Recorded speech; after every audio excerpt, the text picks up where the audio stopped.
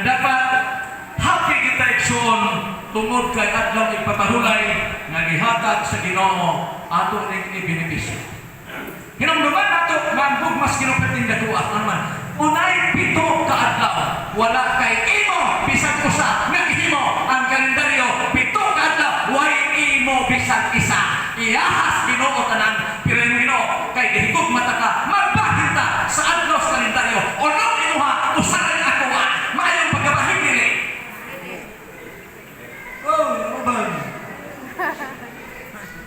Bisag rindiro ra magpatay. Di ba? Kay gusto makalamang. Pero kining atong uhi, perting ako ang lamang. Arman, ang 7 ka adlaw paghimos Ginoo, way imo. Nya usa di paghimos iba. Taplan na nato sulod sa Sabado. Pagisuroy na kay Sabado. Wala kay Sabado ay katapan. Na hinumdumin, naghimo kong awit ng iksukon dito sa Labiria, Cagayan, 2017. Katapusan wali ni Pastor Ulpan dito siya nag-retire. Nakita na ko perting daghan ng mga backslider na mga iksukon. Yung magiging Brad, nganong dili mo na nagihimo ng wali ni Pastor nga mo-retire sa iguman. Perting daghan na dili. Si Luato nagwali dili. Wa kahuman. Ambot kailan mong Luato? Kailan mo? Kailan mo? Wala kayo. Si Brother Fred Luaton ang debatidor na ito pag-iksong nagahin. Luaton. Naman, mugawas na po sa iglesia, mubalik na po. Mugawas na po, Luaton. Maraming atang sinabuhin igsoon. Usahay, manuya, kunya usahay, manasi. Managkaroon na po tayo mag-iksunan. Tugutin ko ninyo, nagwali ko igsuon sa Cagayan o sa Katimusit. Nakasugod ko wali son alas 6:45. Nalipay ko gawa may rilo. Nakahuman ko ikson alauna 5. Ngayon ako partner. Kung magwali ka, di kanin mo sa busabon yung naon, di mahibulong ang mga iksunan, biyaan ka. Ngayon, tinggutom naman ko. Tinggutom na. Patong kauban ako sa unang liman, maglakaw ganini. Muingon kayo. Grabe ko sa ikson. Grabe yung memory. Isa Rex, mulit mata. Kay Mateo 24, city na. Kung sama na. Siya moabot ang dagkong gupa. Unya moabot ang dagkong guto. Grabe, bisa totoo mo lang. Fix ko na. Yang agtang po nato kay Gikas now, palawag tiristikon, agtang po puros. Kaya naman ko niya na dito po. Munang sa mga rings na ito isuon, ang mga basir niyo diha, natiguan na ka, nagkaupaw lang ka. Wa kay buot. Grabe. Personalan, kailangan tayo mga restriksyon, sakang sa mga atake sa mga safety. Nakaroon ang ilang anang papa bago, pero kikuha sa Amerika. Ingunan ko, tanawan na mo, sige mong ingon nga, kaning mga sulpot, dili katoliko nga gikan sa Amerika, mga sulpot ni. Nung karon ang iyong kikuha ka papa, Amerikano man, isulpot na pagbuhan eh. Kaya si Bintis ko no, nanungkad ko sa Amerikano. Tinood? Wow! Nako'y nakitaan sa Facebook ni boss. Siya ay Birnes Mandayron, ugma Sabado, manimba na ang mga Sabadista na sakop ni Iling Jiway. Grabe siya. Di akong i-comment. Akong ingon. Sige, kay ugma manimba magkaha ang Sabadista nga gipanguluhan ni Iling Jiway. Basahin daw ko sa Biblia na si Kristo sakop ni Iling Jiway. Wala mo reply. Maman, kaya ka basa. Mas Iling Jiway may pangulo sa Sabadista. Kaya kung si Iling Jiway pa, basta si Kristo sakop ni Iling Jiway. Balik. Ang mga igsoon na ang kinabuhi nato, kinahanglan atong i-depend kini atong pagtuo. 17:5 Lucas, Simon Apostoles, Ginoo, dugangi ang among pagtuo. Di po tama ito sa tungtunan, kaya introduction pa man eh. Siguro mga alauna, mahumang siguro ka.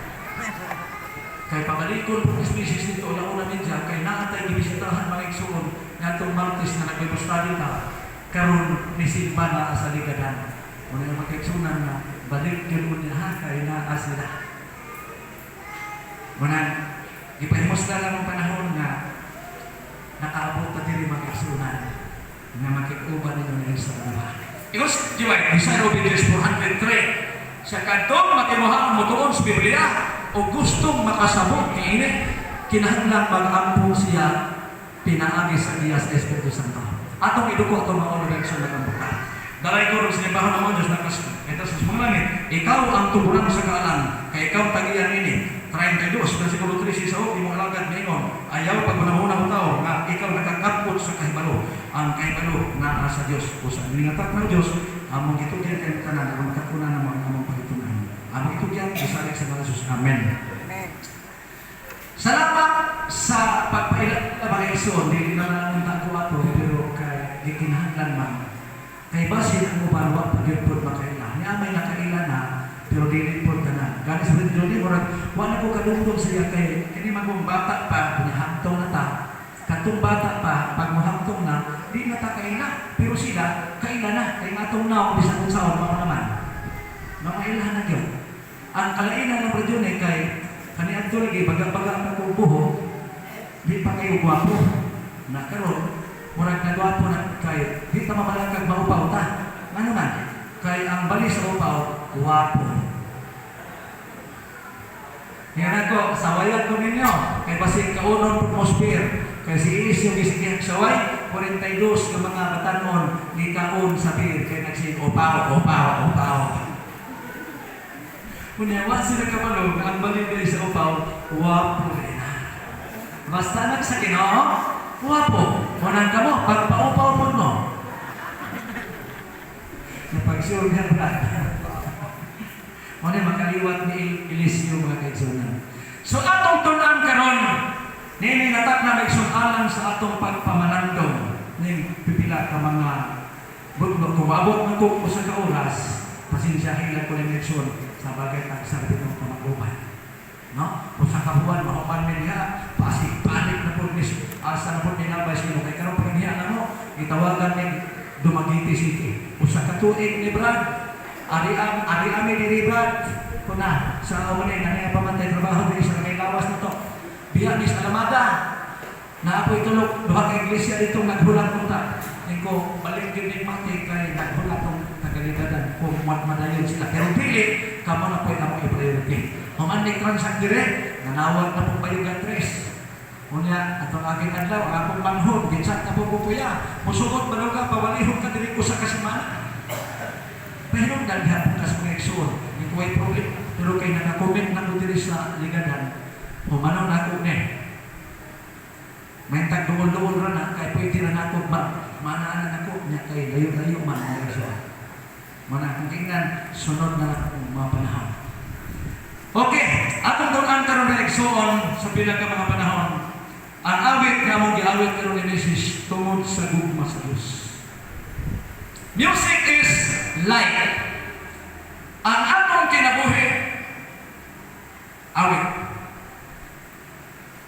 Eksoon sa nagbata ko, dinhanan ko nasaktan sa ulahin na ang kinabuhi ngayon nato mga eksoon usa diri ka awit.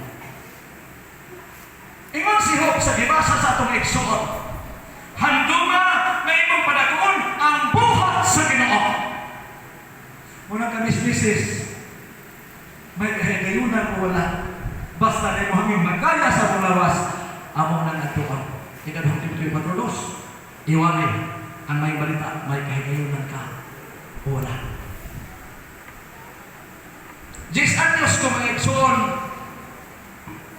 nibiya ko dihan sa tagong, kay dihan magyud ni sa tagong radyo ni nag-start sa among journey sa pagpamalagad. Actually, nabaptis ko diri sa Libuak sa Ignacio. Panahon ni Pastor Umbiga.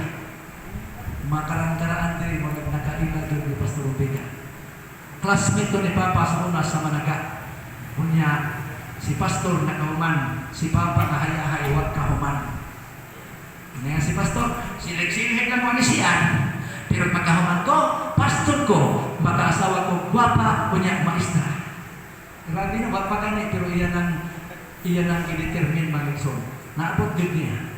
Muna nabaptize niya, kauban si Papa na ko.